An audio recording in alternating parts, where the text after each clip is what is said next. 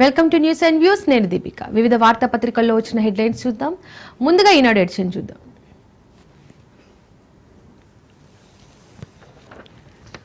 అధిక ప్రాధాన్యం రైతు సంక్షేమానికే. అకాల వర్షాలతో దెబ్బతిన్న పంటలకు ఎకరాకు 10,000 పరిహారం.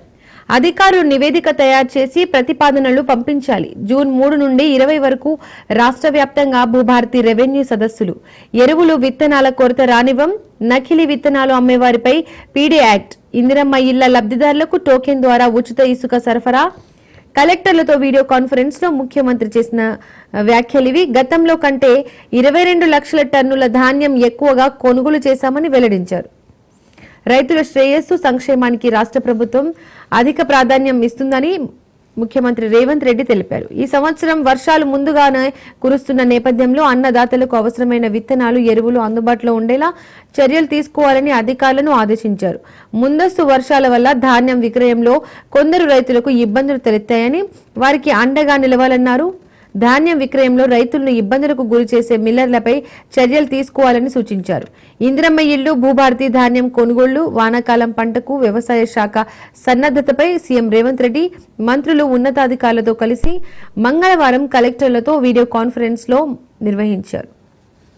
మరో న్యూస్. కలకత్తా హైకోర్టుకు justice Sujay Paul, justice Abhishek Reddy, justice Lalitha, justice Sumalatha మళ్లీ తెలంగాణ హైకోర్టుకు వచ్చారు. బదిలీ చేస్తూ సుప్రీంకోర్టు కొలీజియం సిఫార్సు. 10 హైకోర్టులకు చెందిన 21 మంది న్యాయమూర్తులకు స్థానచలనం. తెలంగాణ హైకోర్టు న్యాయమూర్తుల బదిలీలో సుప్రీంకోర్టు కొలీజియం కీలక సిఫార్సులు చేసింది. ప్రస్తుతం హైకోర్టు తాత్కాలిక ప్రధాన న్యాయమూర్తిగా సేవలందిస్తున్న జస్టిస్ సుజయ్ పాల్ ను కలకత్తా హైకోర్టుకు బదిలీ చేయాలని సిఫార్సు చేసింది. అలాగే పట్నా, కర్ణాటక హైకోర్టులకు 2023 సంవత్సరంలో బదిలీ అయిన జస్టిస్ అన్నిరెడ్డి, అభిషేక్ రెడ్డి, జస్టిస్ కన్నెగంటి లలిత, జస్టిస్ చిల్లకూరు సుమలతను తెలంగాణ హైకోర్టుకు బదిలీ చేయాలని ప్రతిపాదించింది. మరో న్యూస్. కడప మహానాడులో చరిత్ర సృష్టిస్తాం. ఏపీ దశ మార్చే విధానాలు రూపొందిస్తాం. వైకాపా పాలకుల కుంభకోణాల లెక్కలు తీస్తున్నాం. దోపిడీదారులు, గాడి తప్పిన నేతలు, అధికారులకు శిక్ష తప్పదు.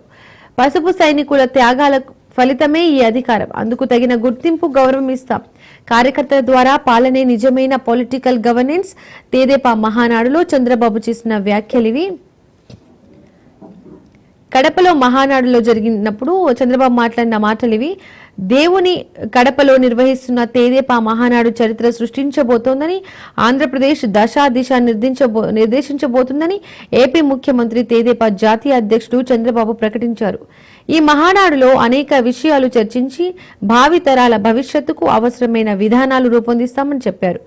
సాయంత్రం వచ్చాక 78 ఏళ్లలో ఎంత అభివృద్ధి స్వతంత్రం వచ్చాక 78 ఏళ్లలో ఎంత అభివృద్ధి జరిగిందో రాబోయే 22 ఏళ్లలో అంతకు రెట్టింపు అభివృద్ధి జరుగుతుందని ధీమా వ్యక్తం చేశారు.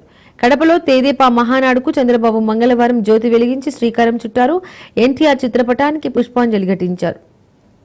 వైకాపా హయాంలోని విధ్వంస పాలకుల కుంభకోణం లెక్కలు తీస్తున్నామని, విచారణకు ఆదేశించామని పేర్కొన్నారు. ఎన్నికల్లో అవినీతి పాలకుల్ని ఓడించి కూటమిని గెలిపించిన ప్రజలు అక్రమార్కులకు శిక్షించే బాధ్యత మాకు ఇచ్చారని గుర్తు చేశారు. ప్రజా సంపద దోచుకున్న వారిని, గాడి తప్పిన నాయకుల్ని, అధికారుల్ని ఉపేక్షించే సమస్య లేదని స్పష్టం చేశారు చంద్రబాబు నాయుడు. మరో న్యూస్. వాయుసేనకు నూతన శక్తి. 5వ తరం యుద్ధ విమానం తయారీలో ముందడుగు. ఆప్మా ప్రాజెక్టు ఎగ్జిక్యూషన్ నమూనాకు రక్షణ శాఖ ఆమోదం. దేశీయ పరిజ్ఞానానికి పెద్దపీట. అత్యంత అధునాతన 5వ తరం స్టెల్త్ యుద్ధ విమానాన్ని సాకారం చేసే దిశగా కీలక ముందడుగు పడింది. అడ్వాన్స్డ్ మీడియం కుంభం ఎయిర్ బ్రాక్ట్ ప్రాజెక్టు అమలు కోసం ఎగ్జిక్యూషన్ నమూనాను రక్షణ మంత్రి రాజ్నాథ్ సింగ్ ఆమోదం తెలిపారు. రక్షణ రంగంలో స్వదేశీ తయారీని ప్రోత్సహించే దిశగా ఈ నిర్ణయం తీసుకున్నారు. దేశీయ పరిజ్ఞానంతో ఆప్మా ప్రాజెక్టుపై భారత్ కొంతకాలంగా కసరత్తు చేస్తోంది. మరో న్యూస్. కాళేశ్వరంపై ముందుకే. ఎన్డీఎస్ఏ నివేదిక అమలుకు నిపుణుల కమిటీ. ఏబీ పాండ్యా చైర్మన్ గా 7 సభ్యులు. మేడిగడ్డ, అన్నారం, సుందీల బ్యారేజీల పునరుద్ధరణ చర్యలపై దృష్టి.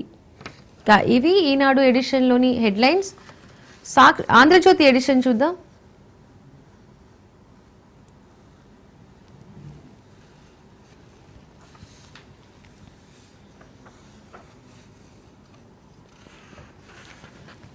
కాంగ్రెస్ తో రాయబారం హస్తం గూటికి చేరేందుకు కవిత యత్నాలు మధ్యవర్తి ద్వారా అధిష్టానంతో సంప్రదింపులు సీఎం రేవంత్ పీసీసీ చీఫ్ దృష్టికి తెచ్చిన అధిష్టానం ప్రస్తుత పరిస్థితుల్లో వద్దని కాంగ్రెస్ నేతల నిర్ణయం కేసీఆర్ కుటుంబ కలహాలకు కాంగ్రెస్ కారణమన్న తప్పుడు సంకేతాలు ప్రజల్లోకి వెళతాయని అభిప్రాయం కారు దిగి చేయి అందుకునేందుకు ఎమ్మెల్యేల పావులు కవిత బాటలో ఆ పార్టీని ఇప్పుడే వీడాలని యోచన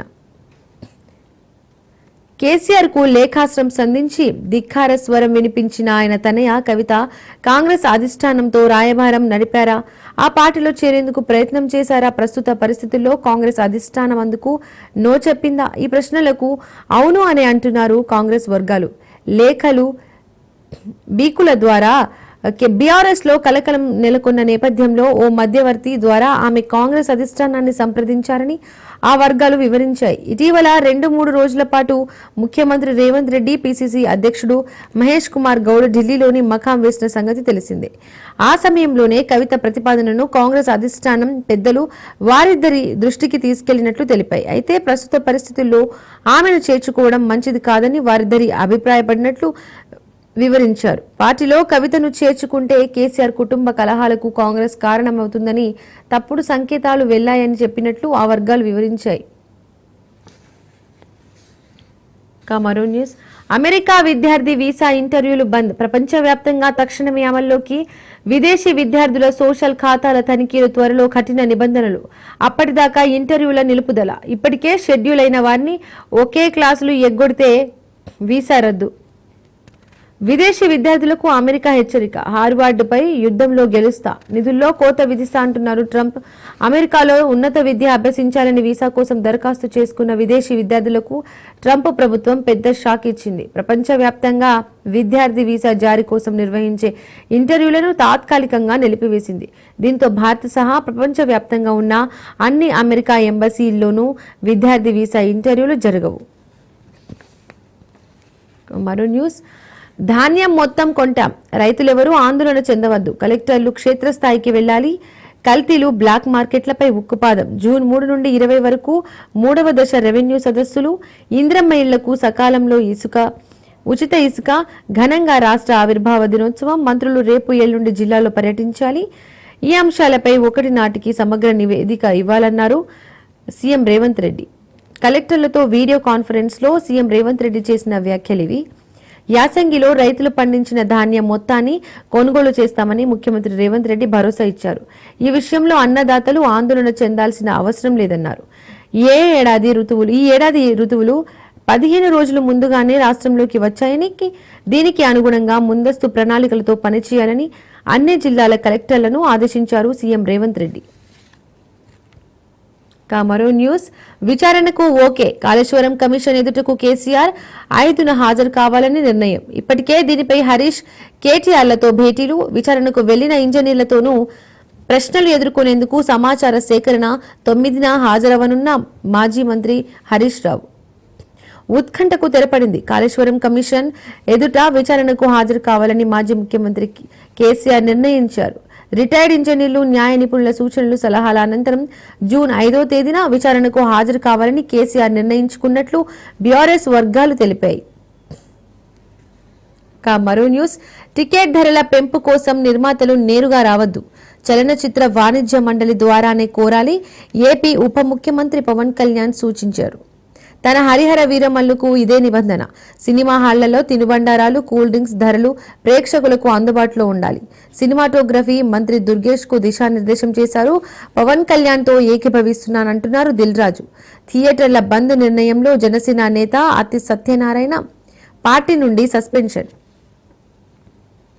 మరో న్యూస్ పటేల్ మాట వింటుంటే ఉగ్రదాడులు జరిగేవే కాదు పీఓకేను స్వాధీనం చేసుకోవాలని చెప్పిన నాటి పాలకులు పట్టించుకోలే 1947లో దేశ విభజన నిర్ణయంతోనే పాక్ ఉగ్రవాద పరంపర మొదలైంది అది 75 ఏళ్లుగా కొనసాగుతూనే ఉంది పాక్ తీరు మారకపోతే తగిన బదులిస్తున్నాం అంటున్నారు నరేంద్ర మోడీ గుజరాత్లో ప్రధాని మోడీ చేసిన వ్యాఖ్యలివి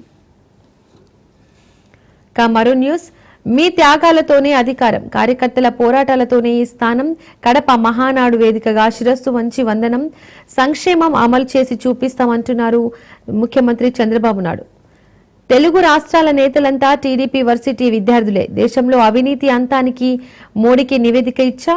ఆంధ్రప్రదేశ్ ముఖ్యమంత్రి చంద్రబాబు నాయుడు కడప మహానాడు సభలో చేసిన వ్యాఖ్యలు ఇవి. నేడు రేపు అతి భారీ వర్షాలు. Orange alert. బంగాళాఖాతంలో అల్పపీడనం, ఆ ప్రభావం రాష్ట్రంపై ఉండదు వాతావరణ శాఖ వెల్లడించింది. మహబూబ్ నగర్ కు విస్తరించిన నైరుతి పవనాలు. తెలంగాణ వ్యాప్తంగా పలు జిల్లాల్లో భారీ వర్షం. ఇవి ఆంధ్రజ్యోతి ఎడిషన్ యొక్క హెడ్లైన్స్.